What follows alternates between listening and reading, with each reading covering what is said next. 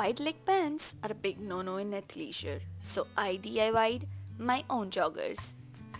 Now I'm going to share two ways to DIY joggers. First is the summer way. Here all you need is a hairband tie. I have taken a black one to match my pants, but you can choose any as it is not going to be visible. The band should be snugged about the ankle. Now tuck, pleat and repeat till you are done all the way around. Second is the winter way.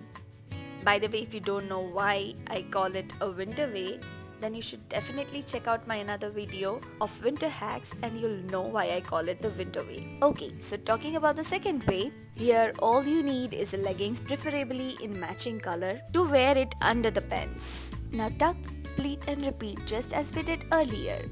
If you like watching beauty and fashion hacks, please do consider subscribing to my channel.